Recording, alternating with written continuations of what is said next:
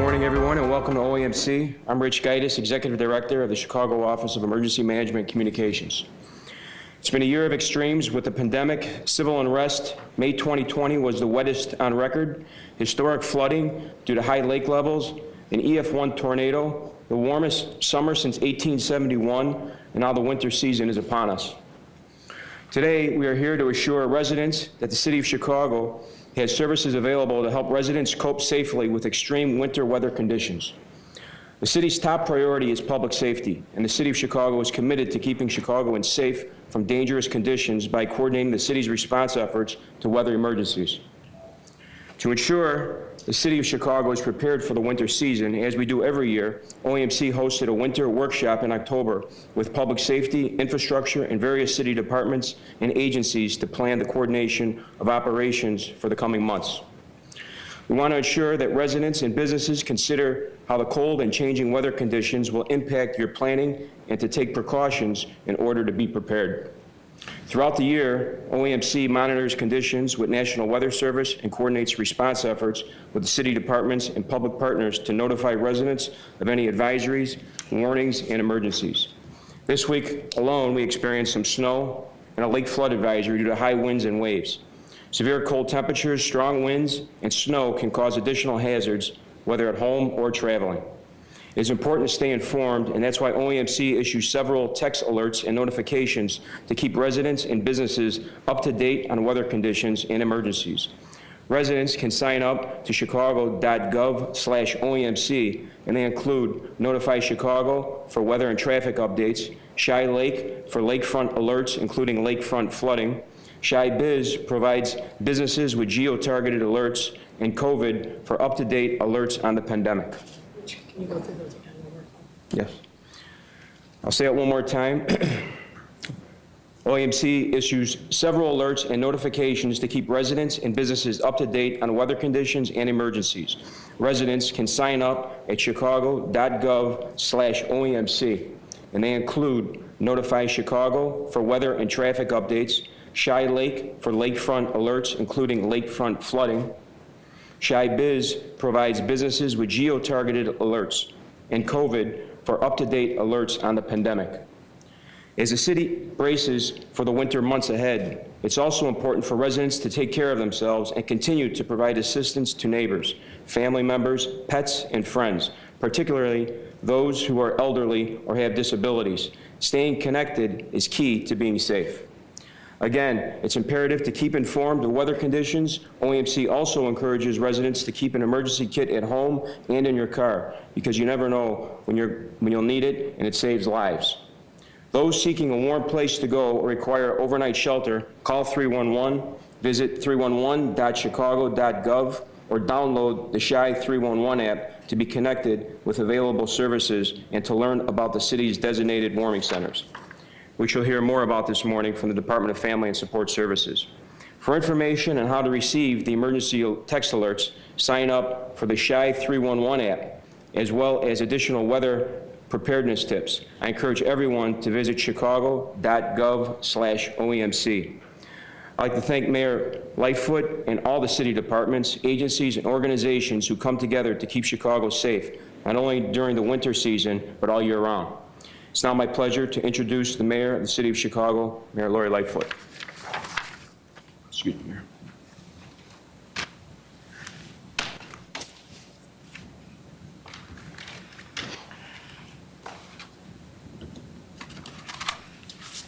Good morning. How are you?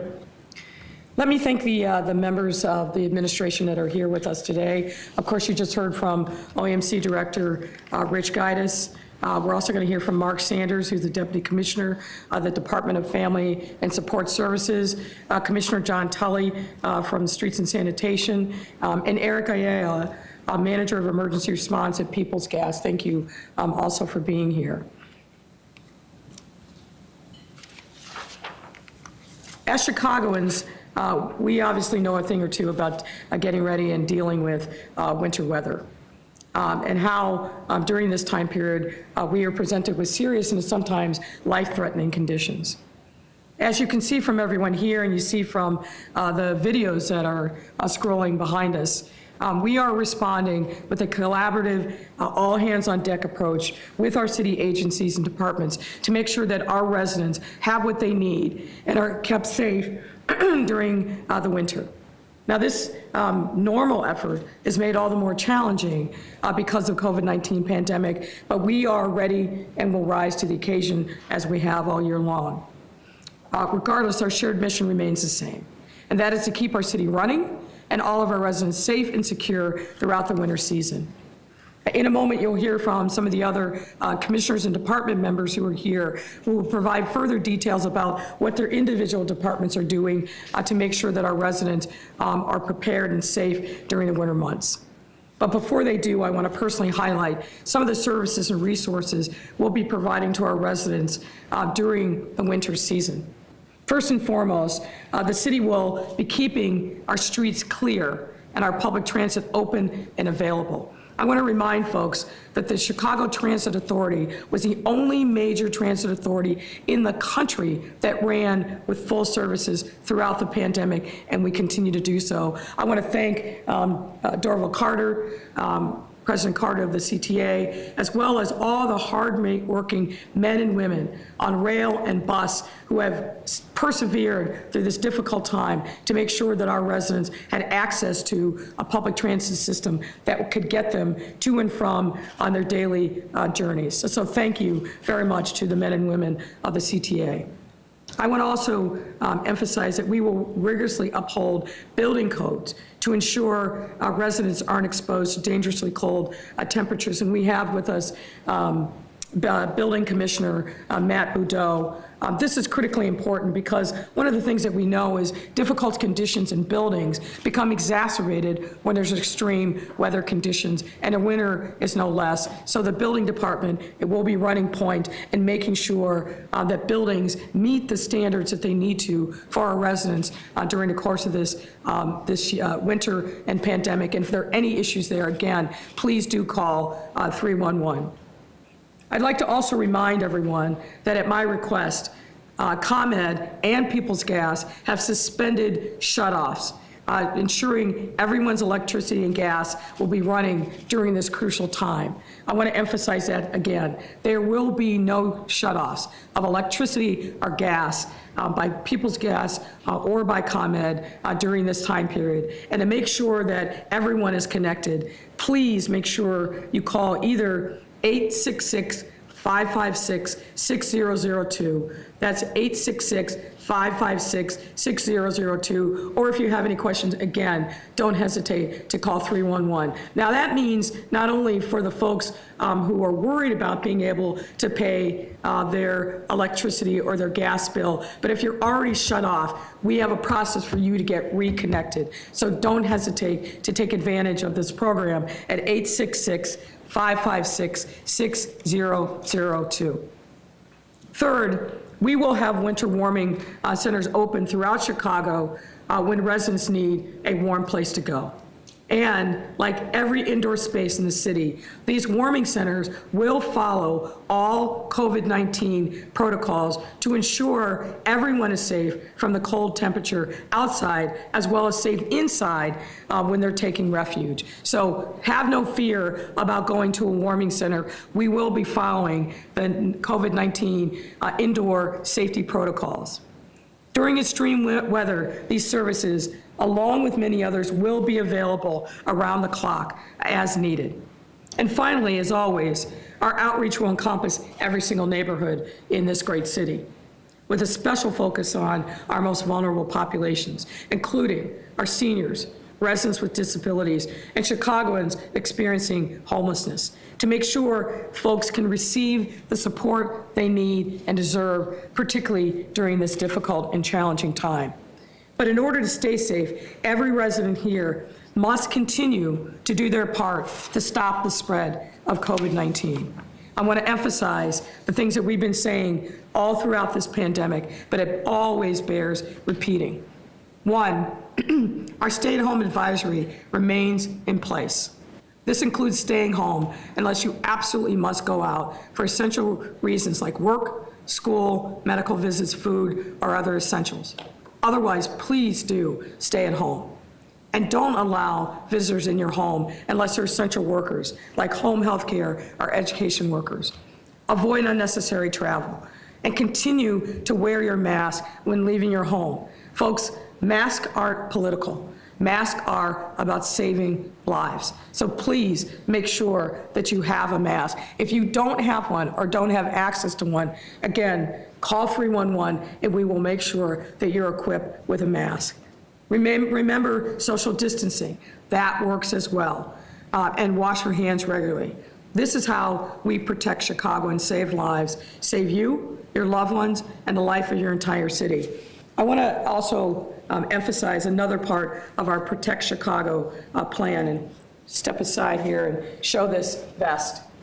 You'll recall that when we announced our Protect Chicago plan a few weeks back, one crucial part of it is that we were going to be sending people to those census tracts and zip codes with the highest incidence of cases and percent positivity.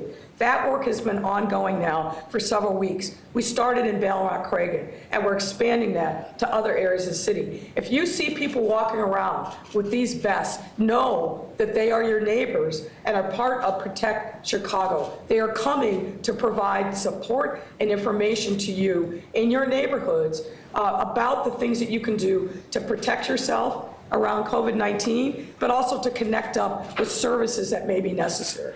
So see these yellow vests with the Protect Chicago logo? They are your neighbors there to help you. So please make sure that you respond when they knock on your door. Finally, let's make sure that we continue to be neighbors to each other. Make sure that you check on your neighbors. If you haven't made a plan, make sure that you're interacting and getting contact information for your immediate neighbors and share yours. We have to make sure that we take care of each other. We want to make sure that we're checking in, particularly on our most vulnerable residents, our seniors who may be living alone, may need a little extra support or just a human contact during this difficult time. Don't forget to do that. And don't hesitate to call 311 for any information or 911 if it's an emergency. As we have been saying throughout this pandemic, and will continue to be saying for many months to come, we must be all in this together. What I do, what you do, affects everyone else around you. And thinking that way and taking ownership of our own personal responsibility in this time of a pandemic is how we have gotten through this so far and how we will get through it. We've been making progress, but we're far from out of the woods, and there's more hard work that must be done. And I want to commend every Chicagoan who understands this, who has stepped up, who has done the right thing for themselves, for their family, for their neighbors, for their neighborhood. Hang in there, and keep doing the right thing. And for those of you who haven't taken this pandemic seriously, who don't think you need to abide by the public health guidance, no time like the present to turn that around. We are still seeing a high number of deaths in our city, an unconscionable number of deaths. And that number will continue to rise if all of us don't take seriously the fact that we are in this pandemic and that we all need to step up and do more to help ourselves, to help our family and loved ones, and to help our neighbors. We are not going to be, we're not going to rest as a city until we make sure that every single Chicagoan is protected. A lofty goal, to be sure, but one that we can achieve. But we can only get there if you and everyone around you steps up and does the right thing.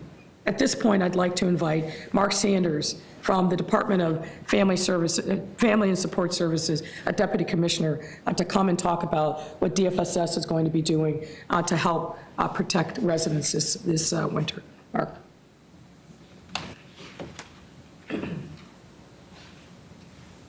Thank you, Mayor.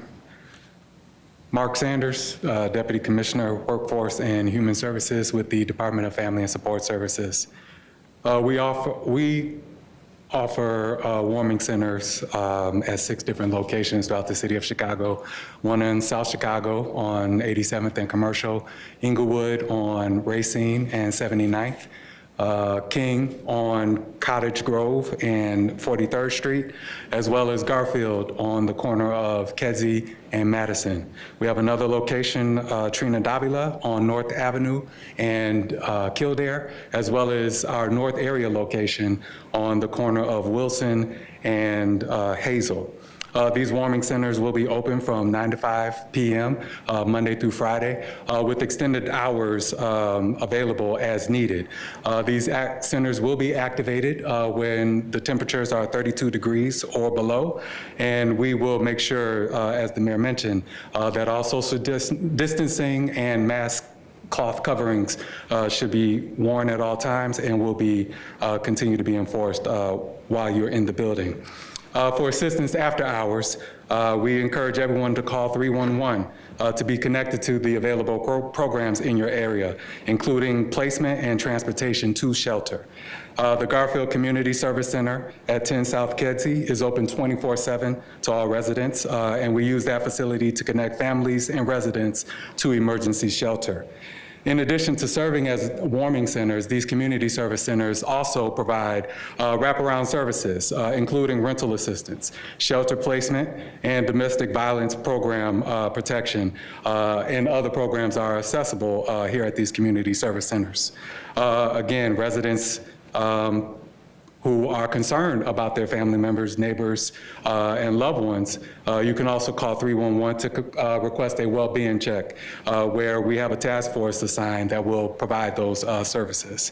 Finally, information on any of our warming centers, as the mayor has previously mentioned, is available at 311 and also on our DFSS webpage at chicago.gov/FSS. Thank you. Next is John Tully, Commissioner, Department of Streets and Sanitation. Good morning. Morning. I'm John Tully, the Commissioner, Department of Streets and Sanitation. I'd like to thank Mayor Lightfoot and all the city agencies who help to keep our city safe, as well as our private partners. At Streets and Sanitation, safety is our top priority during any winter event. Each year, we start preparing for the winter season during July. Streets and Sanitation's full fleet of more than 330 snow plows and spreaders are available, and we're prepared to respond to snow when we have 400,000 tons of salt at various locations throughout the city.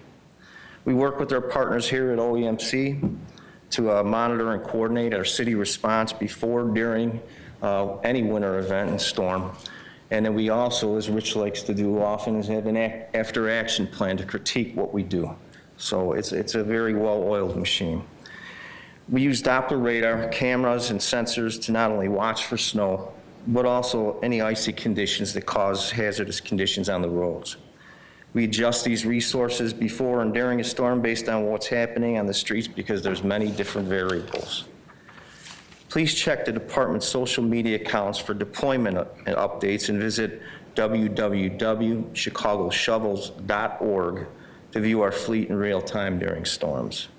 I'd like to remind all residents that the city's overnight parking ban took effect on Tuesday, and parking is restricted on 107 miles of the city's main roadways between 3 a.m. to 7 a.m., regardless of snow, until April 1st. There's also a separate snow-related ban that affects another 500 miles of main roadways across the city that is activated during the department during extreme weather, and it has to be really extreme. When there's at least 2 inches of snow on the street, regardless of the time and date on the calendar. These bans are an important tool that the city uses to ensure that the roads are safe and passable for motorists, buses, and emergency vehicles. It is very critical. And it's that you double check all the posted signage before you park to avoid being ticketed and towed. And at this time, I'd like to introduce Eric Ayala from People's Gas.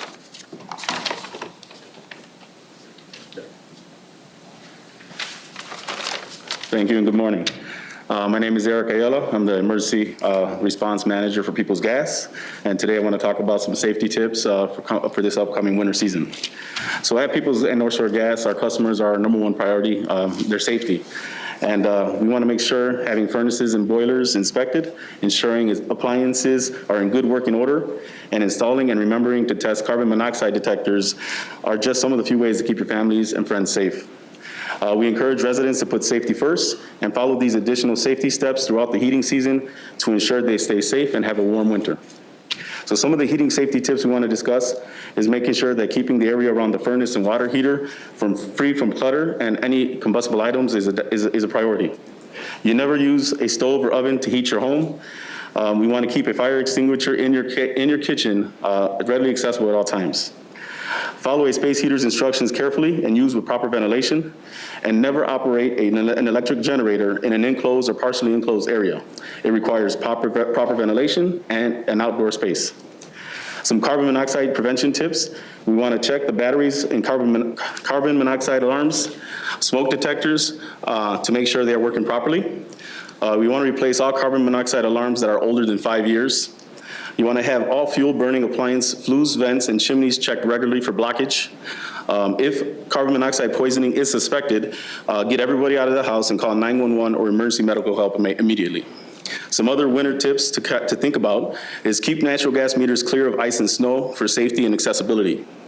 You never shovel snow up against meters or let excessive snow build up to cover a meter. We want to, if you remove snow or ice from meters by hand, please do so by hand or with a broom. Shovels and other larger tools can damage the equipment. If you can, please safely remove hanging icicles to prevent dripping water from freezing meters and any outside piping.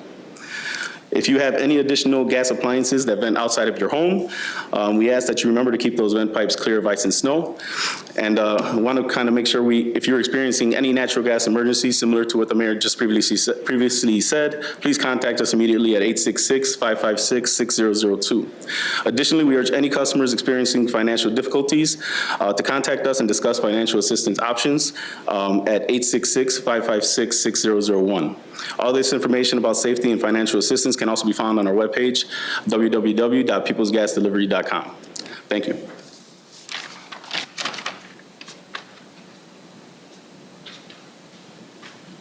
Good morning, everybody. Thank you. I'm Matt Baudet, the building commissioner. As the mayor mentioned, heat is very important to public safety, quality of life, and is something that we take very seriously and we enforce vigorously. Under the mayor's leadership, our inspectors have been out there every day during the pandemic, and we will continue to be out there to protect the public safety.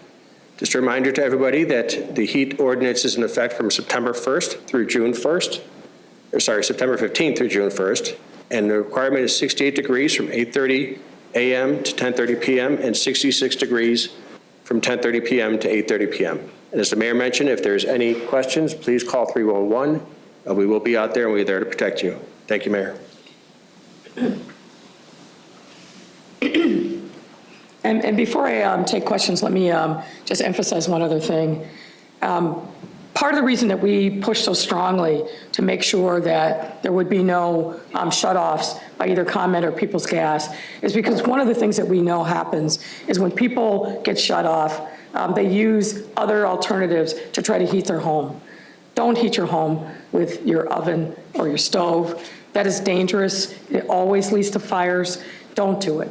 If you have a challenge with either heat or gas, please take advantage of the opportunities that are being provided by ComEd and by People's Gas. Call 311. We will connect you up with services. If you have any other challenges, making sure that your home is properly heated during the winter, reach out to us. There's lots of services that we can provide to connect you up with services, but don't resort to heating your home with your stove. That is so dangerous and so risky. And finally, please make sure that you've got operating fire and smoke detectors in your house. Again, the fire department, I think, over the years has done a tremendous job in partnership with many vendors to make sure that we can put smoke detectors in the homes of folks. If you don't have an operating smoke detector, we can get you one.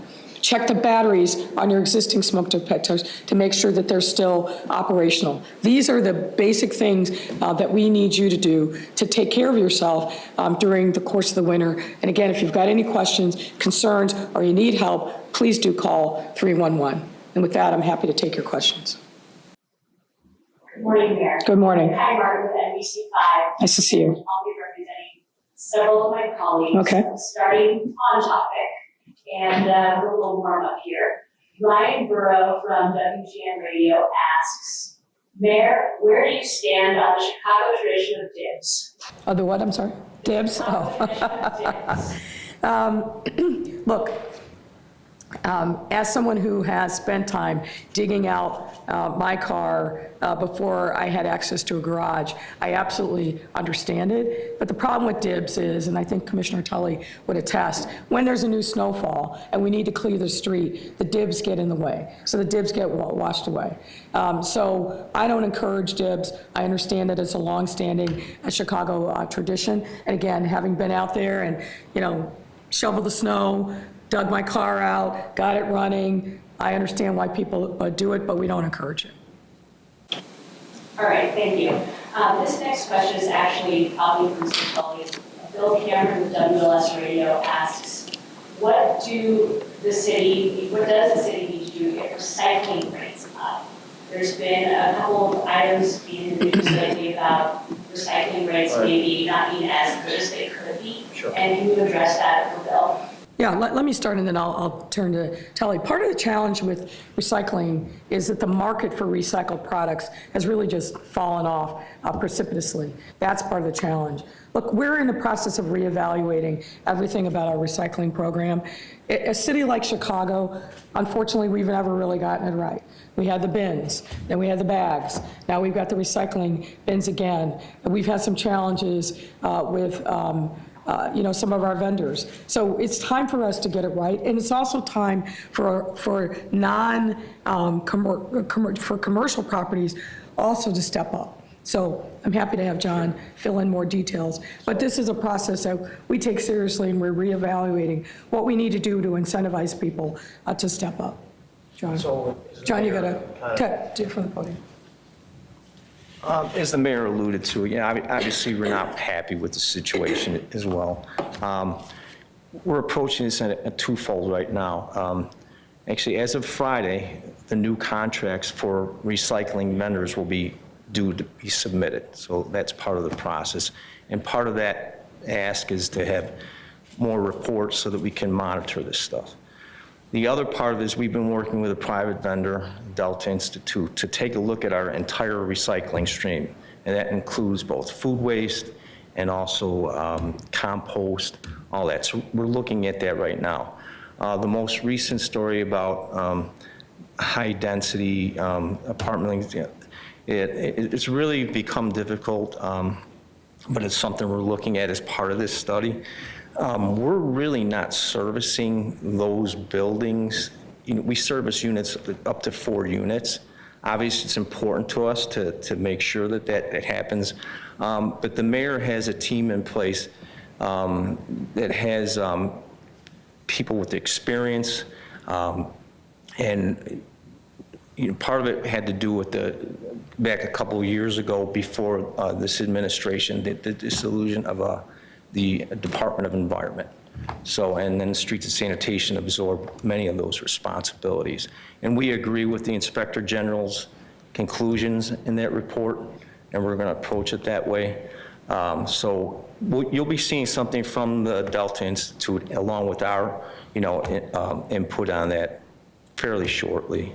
So, and lastly, the other thing is that in Chicago, unlike many of the other municipalities, we pick up everything that's in the alley. We pick up tires, we pick up, mattresses, and that adds to the total amount of refuse that's picked up. Now, if you take what we're taking out of recycling, and you still have this high percentage of other garbage, it reduces what we've actually recycled. So we're going to get better. Thank you so much, sir. Thanks. All right, Mayor, let's dive into a couple of these that are off topic of winter weather. Craig Wall from Channel 7 asks, CDC guidelines on COVID and travel are changing on a national level. What are your plans on the local level to change anything before Christmas travel? And if you are going to do so, when will you make that decision? Well, I think that the most recent thing from the CDC that's changed is the days of quarantining. And as Dr. Arwady indicated last week, we will follow the CDC guidelines. Look, at the end of the day, what we're trying to do is make sure that people, A, have access to the right information, they have the tools that they need to protect themselves, and that we actually get compliance. So that's why I think, in part, the CDC revisited the length of the quarantining period and changed it from 14 days to 7 if you are asymptomatic and you get a test. So we're going to be following the CDC guidelines. Okay. Kelly Bauer from Block Club is asking, will you push for CPS teachers to become a priority when vaccines for COVID become available due to their status as essential in our classrooms? And, what's your position on where they should be in the line? Well, the CDC has set the priorities of who will get the vaccines and in what order.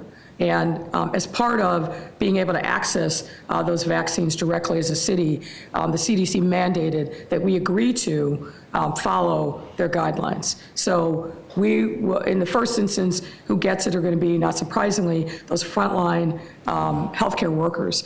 And the initial tranche of vaccines that we anticipate getting won't even cover all of them. We anticipate getting a percentage of what we're going to need, but that'll ramp up over time. If you follow the matrix of who will get the vaccine in what order, I think you're going to see that this is being done, at least in Chicago, it turns out through an equity lens. So you look at those healthcare workers, you look at those essential workers, and then on from there, that is going to cover many people that are in our most vulnerable populations, but also it's going to cover people who have been on the front lines and at most at risk of contracting COVID-19. So I feel satisfied with the CDC guidelines, but not surprisingly, you have little ability now, since it's set in stone, to impact what the priority order will be. If we see there's a problem, then obviously I won't hesitate to speak up. But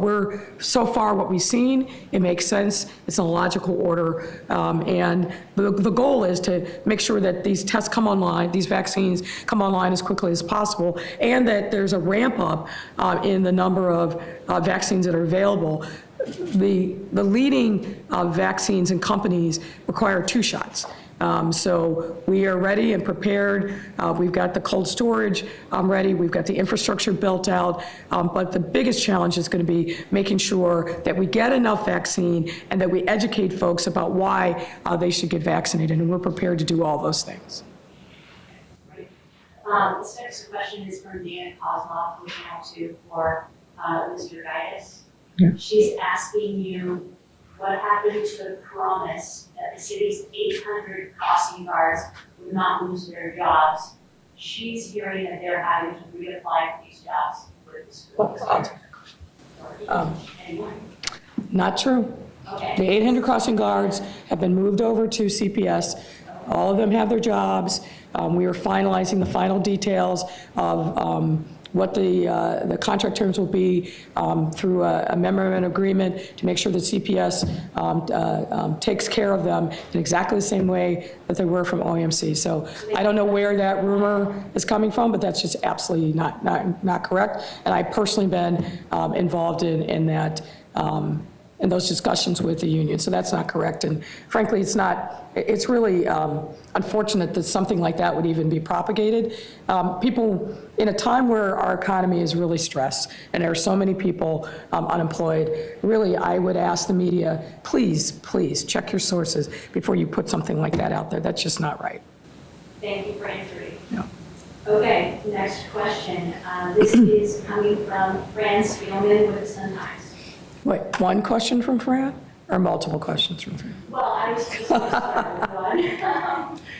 Her priority for your answer this morning is her reporting that the Fraternal Order of Police president says you and your top aides are calling all the shots at CPD, and the FOP president claims the superintendent is a figurehead. Do you have a response for us today? Yeah, we gave a response to that foolishness, I think, yesterday. Unfortunately, John Canizera values being in the media, and he'll say anything outrageous, false, to get attention, and unfortunately, Fran has become his major mouthpiece. There's nothing that guy says in the media these days that's true, and that claim is really untrue. David Brown is an experienced, well-respected law enforcement professional. He is fully in charge of the Chicago Police Department. Obviously, he consults with me, as every single city commissioner does, but to suggest that he is a figurehead, frankly, is racist and insulting. Last 2 questions. Okay, and a couple of words had a question about Mike Madigan. Do you feel he should be recommended as speaker? This is related to the comment by Grace Campbell. Will you be lobbying different members of the Chicago delegation to stand against him, or will you stay out of the fray on this? Well, obviously, I've been following the developments with great interest. As a former federal prosecutor, it won't surprise you that I've read the various charging documents in great detail. And some of these folks are people that I know from my life as a lawyer, where I was representing folks who agreed with good government and transparency around redistricting reforms. And some of the people that have been named in the recent indictments were folks who stood up on behalf of sponsors to oppose that. And so it's been interesting to me to watch how this has unfolded with those folks who put themselves into the fray on behalf of a higher power. I find it, I've been watching with great interest the number of people who have stood up and said that they will not vote for Mike Madigan as Speaker of the House. I think the number of Democrats that have come out now numbers something like 19. And by the math that's been reported, he doesn't have enough to become the next Speaker. I've also watched with great interest the number of people who have been silent and who haven't stood up. What I'll say is this, and I'll have more to say about this at another time, but I think my record on integrity, transparency, and government, I've been very clear about that. I've lived these values for quite a long time, well before I became mayor, and I've said this many times since I've become mayor. Our democracy depends upon the people believing in leadership, the people believing that the leaders stand for them, that we are working hard every single day on behalf of the people and not on behalf of ourselves. That is the only way that our democracy will survive and flourish, is if people have confidence in the people they elected to do the right thing for them, that they are reflected in everything that we do, that their lived experience is reflected in the policies that we put forward. That doesn't happen when there is a cloud that hangs. That doesn't happen when people feel like elected officials have been completely compromised and have an agenda that has nothing to do with doing the people's business. I think that's the wrong direction for any of us. It's hard to be an elected official. It's hard to be a leader at any time. It's particularly hard during this time when we're dealing with crisis after crisis after crisis. But that's what the job demands, is for us to step up and to lead. And you can't do that if you don't have the legitimacy of the people that elected you in the first place. So that's not just a statement about Mike Madigan, this is a statement about all of us.